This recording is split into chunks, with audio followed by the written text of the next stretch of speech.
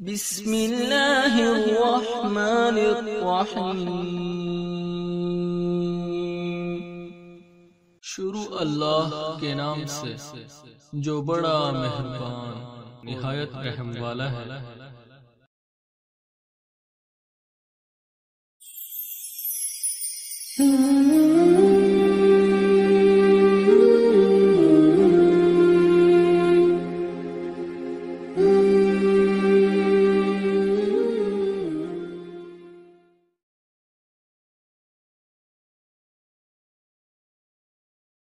अस्सलामु अलैकुम वरहमतुल्लाहि वबरकातुहू। मैं हाफ़िज़ इमरानुल हक़ आपसे मुखातिब हूँ अली रूहानी ऑफ़िशियल चैनल से। जैसा कि आप जानते हैं कि इस चैनल पर आपको कुरान और हदीस का पैगाम मिलता है और बिल्कुल तमाम जो सुन्नत के मुताबिक बातें हैं आपको मिलती हैं। तो मैंने ये जो एक दावत थी कि जो लोग कुरान मजीद नहीं पढ़ सके बड़ी उम्र में आकर, तो उनके लिए अली भाई ने एक ये जद्दोजहद शुरू की है। तो मैंने इनकी दावत इसलिए कबूल की क्योंकि मैंने इनके बयानात सुने हैं और उनके दर्स सुने हैं जो बिल्कुल फ़िरक़ावारियत से बिल्कुल पाक है। तो इसलिए मैंने बग़ैर किसी झिझक के इनकी दावत को कबूल किया। तो मेरे पास ये क़ायदा है, नूरानी क़ायदा, ठीक है। तो इसमें हमारे पास सबसे पहली तख्ती है, तख्ती नंबर 1, हुरूफ़ मुफ़रदात। तो याद रखिए, हुरूफ़ मुफ़रदात जो हैं ये अलिफ़ से लेकर या तक तमाम हुरूफ़ जो हैं ये हुरूफ़ मुफ़रदात कहलाते हैं, ठीक है।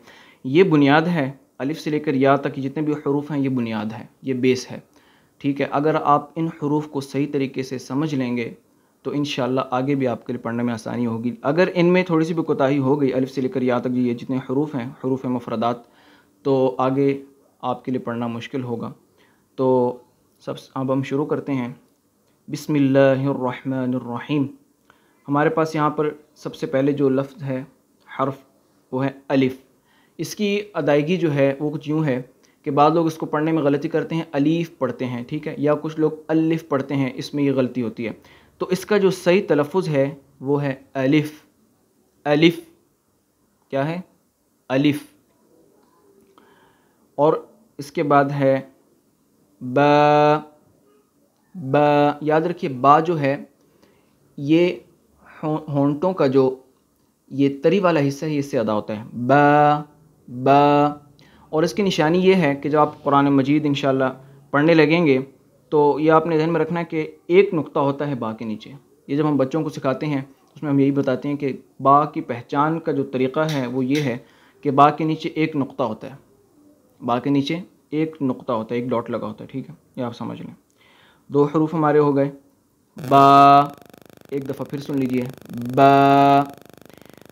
इसके बाद है जो हर्फ है वो है ता। देखिए तीसरे नंबर पर है, तीसरे नंबर पर इसके ऊपर 2 नुक्ते लगे हुए हैं, ये ता की पहचान है। याद रखिए, जब आगे आप कुरान मजीद में लफ्ज़ मिले हुए होते हैं ना, तो वहाँ पर हर्फ पूरा नहीं लिखा होता, आधा लिखा होता है, ठीक है। तो वहाँ पर थोड़ी सी कन्फ्यूज़न होती है। तो उसको समझने के लिए, पहचान के लिए आप याद रखिए कि 2 नुक्ते होते हैं, 2 डॉट लगे होते हैं ता के ऊपर, ठीक है। कितने नुक्ते? 2 नुक्ते लगे होते हैं ता के ऊपर। बा का मैंने क्या बताया था? बा के नीचे एक नुक्ता होता है, ठीक है। 3 हर्फ हमारे हो गए। पहला हमने क्या पढ़ा था? अलिफ, दूसरा बा, तीसरा ता। ता। अब आगे जो हमारे पास हर्फ है नंबर 4 पर, वो है सा।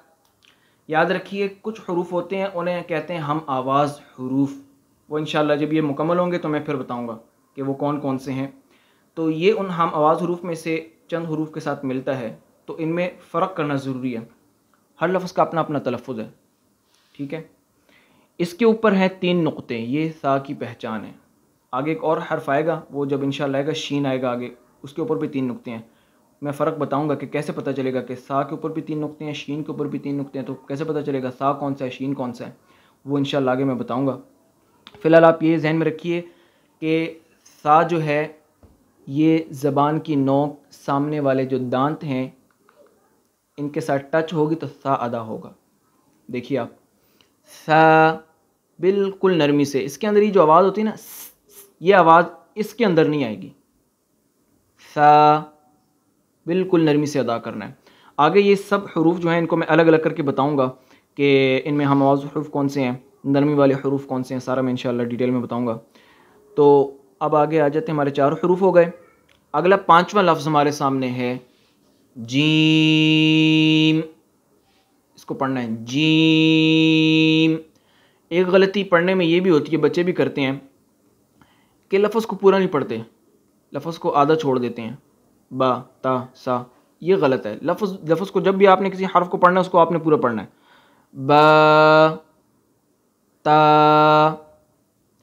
सा जीम, ये पढ़ने का तरीक़ा है। ठीक है, हमारे 5 हरूफ हो गए। पहला हमने क्या पढ़ा था, अलिफ। दूसरा हमारे पास था बा।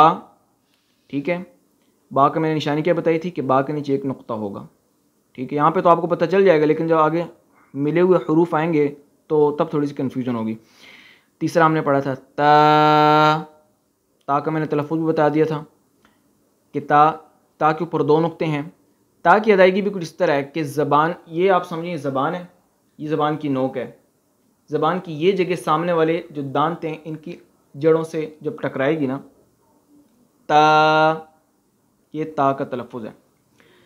सा का मैंने बताया था, सा का भी इसी तरह है। ज़बान की नोक जो है वो सामने वाले दांतों से यूँ लगेगी। सा, ता में क्या था, बिल्कुल नोक नहीं थी इसमें। ठीक है, सा। अब हमारे पास 5वां जो हर्फ है वो मैंने आपको बताया जीम। ध्यान रखना है कि पूरा पढ़ना है, जीम। इसके दरमियान में एक नुक्ता होता है, अच्छा याद रखिए, इसके दरमियान में एक नुक्ता होता है। आगे हमारे पास अगला हर्फ जो है वो है हा। इसके पढ़ने में जो सबसे बड़ी गलती ये है कि इसको लोग हा पढ़ते हैं अमूमन, हा, हालांकि ये हा नहीं है, इसको पढ़ना है हा। हा, याद रखिए ये हमारा गला है। ठीक है, इसके 3 हिस्से हैं, सबसे आखिरी वाला हिस्सा, दरमियान वाला हिस्सा और सबसे ऊपर वाला हिस्सा। आप यूँ समझें, ये आखिरी हिस्सा है, ठीक है, गर्दन का जो सीने के करीब है। ये दरमियान वाला हिस्सा है, यहाँ पर ये हड्डी भी होती है, और एक ये ऊपर हिस्सा है जो मुंह के करीब है। तो हा जो है ये दरमियान वाले हिस्से से ज़्यादा होता है, यहाँ पर जोर देना पड़ेगा। दरमियान वाले हिस्से पे जो हम जोर देंगे तो हा की अदायगी सही तरीके से अदा होगी। हा, हा, खूब गौर से सुन लीजिए, हा। अब उसके बाद हमारे पास है 6ठा हर्फ खौ। याद रखिए इसको थोड़ा सा मोटा पढ़ना है, जैसे मुंह भर कर पढ़ना, खौ थोड़ा सा मोटा करके पढ़ना है। वो मैंने आपको बताया, आगे सब हरूफ में अलग अलग करके बताऊंगा इंशाल्लाह जब भी कंप्लीट होंगे। मोटे हरूफ कौन से हैं, नरमी वाले हरूफ कौन से हैं और हम आवाज़ हरूफ कौन से हैं, वो सब इंशाल्लाह अलग अलग करके बताऊंगा। आज के लिए इतना ही काफ़ी है कि 6 हरफ हमने अल्हम्दुलिल्लाह सीख लिए। तो इसको आप खूब सुनिए, ठीक है, और इसकी मशक कीजिए, प्रैक्टिस कीजिए बार बार। ठीक है, कि मैंने जैसे कि बताया क्या क्या गलतियाँ होती हैं इन हरूफ को पढ़ने में, वो गलती आप दूर करें। एक दफ़ा मैं दोबारा सारे पढ़ देता हूँ। अलिफ, ब, त, थ, जीम, हा, खौ। मैंने बताया था 3 हिस्से होते हैं, दरमियान वाले से एक तो हमने पढ़ लिया, हा दरमियान वाले हिस्से से अदा होता है।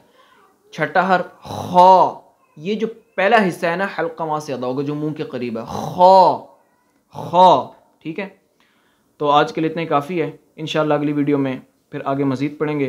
दुआ भी करती दीजिए। अस्सलामु अलैकुम वरहमतुल्लाहि वबरकातुहू।